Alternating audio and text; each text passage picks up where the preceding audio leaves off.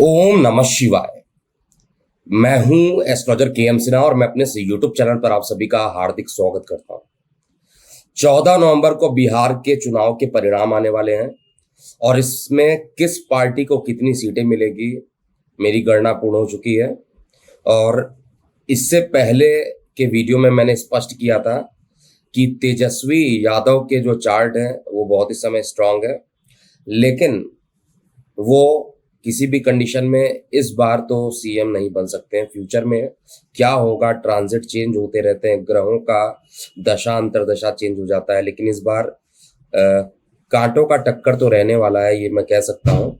लेकिन मेदिनी ज्योतिष में जिस तरीके से गणना की जाती है पॉलिटिक्स पर, उसके आधार पे मैंने कुछ कंक्लूजन निकाला है।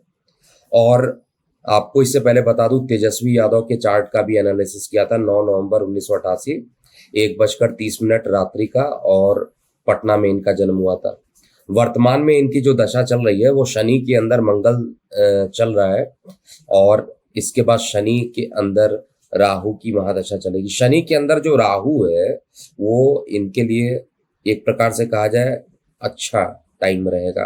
राहु सप्तम में और वो भी वायु तत्व में उपस्थित है, तो आने वाला जो समय रहेगा वो तेजस्वी यादव का जो चार्ट है वो नो डाउट बहुत अच्छा है।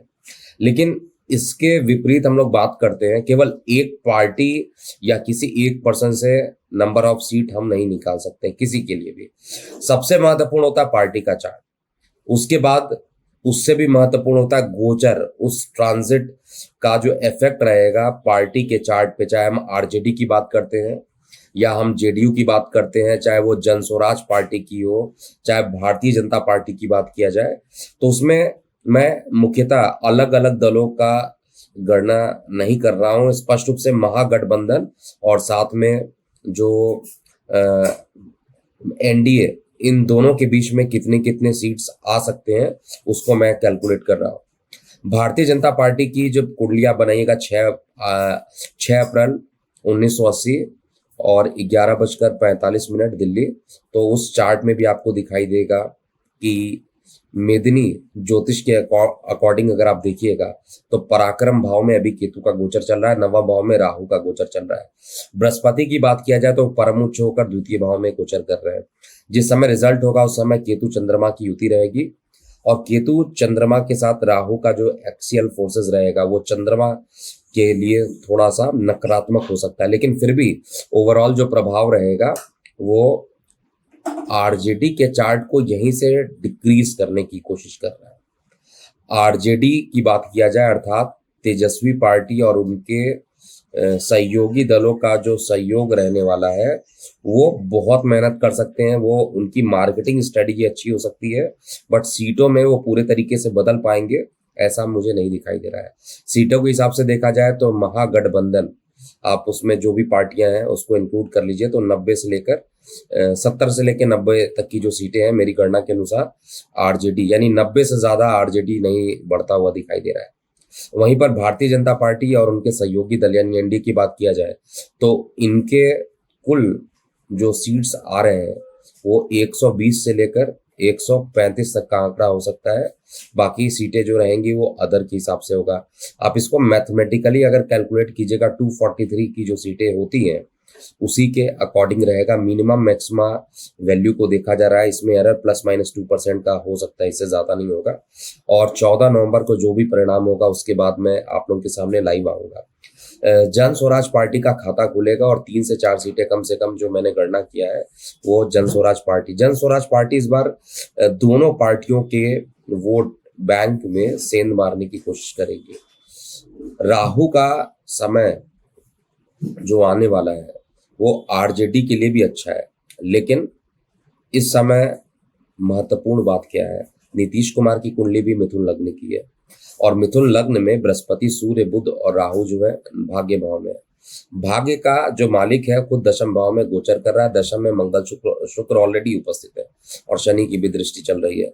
वर्तमान में राहु के अंदर शुक्र जो है वो 1 जून 2026 तक चलेगा, तो 1 जून 2026 तक तो नीतीश कुमार की पार्टी पर किसी प्रकार का बड़ा आंच नहीं आने वाला है। इनफैक्ट जितना लोग सोच रहे हैं कि सीटें नहीं आएंगी, कुछ उससे ज्यादा ही सीटें नीतीश कुमार और उनकी पार्टी यानी एनडीए की बात किया जाए, वो अब सीएम कौन बनेगा वो बात अलग हो सकता है, लेकिन जो 14 नवंबर का चार्ट बन रहा है उसके अकॉर्डिंग भी देखा जाए तो गोचर में केतु चंद्र का ऑलरेडी ग्रहण दोष बता चुका हूँ, शुक्र और सूर्य का संधि योग बनेगा, मंगल और बुध अष्ट वृश्चिक राशि में उपस्थित रहेंगे, बृहस्पति परम उच्च के होके कर्क राशि में होंगे। तो टोटल मिलाकर अगर हम बात करते हैं 14 नवंबर का, तो किस पार्टी के लिए ज्यादा फेवरेबल हो रहा है, तो एनडीए के लिए ये ज्यादा फेवरेबल है। बहुमत का आंकड़ा बहुत आराम से कहा जाए, यानी जो बहुमत का आंकड़ा है बहुत आराम से वो पार कर पाएंगे। और आरजेडी का जो कॉम्बिनेशन है, महागठबंधन जिसको कहते हैं, वो 70 से 90 सीट ही लेके आ पाएंगे जैसा मैं चेक कर पा रहा हूँ। और बाकी आपको क्या लगता है कौन सी पार्टी जीतेगी, किस पार्टी को कितनी सीटें मिलेंगी, और चुनाव के जो परिणाम होंगे उसके बाद मैं जरूर लाइव रहूंगा, और वहां पर जैसा भी होगा वीडियो को जो भी रिजल्ट होता है रिस्पेक्टिव कैलकुलेशन में, तो मुझे ऐसा दिखाई दे रहा है बीजेपी आ रही है तो मैं बीजेपी ही बोलूंगा। आरजेडी के चार्ट स्ट्रांग लग रहे हैं, लेकिन आरजेडी में तेजस्वी यादव का जो चार्ट है उसमें 13 मई 2025 के बाद का जो टाइम है थोड़ा सा डिक्रीज हो रहा है, लेकिन आरजेडी का चार्ट अभी भी स्ट्रांग है, इसलिए आरजेडी को भी आप नकार नहीं सकते। 90 सीटें अधिक से अधिक मुझे दिख रही है, वो पार्टी भी गठबंधन जो है महागठबंधन वो पार्टी लेकर आ पाएगी। राहुल गांधी और कांग्रेस का जो हाल रहेगा वो बहुत कमजोर हो सकता है इस बीच में, इसीलिए महागठबंधन की सीटें कम होगी। आपको क्या लगता है कितनी सीटें आएंगी जरूर कमेंट सेक्शन में लिखिएगा।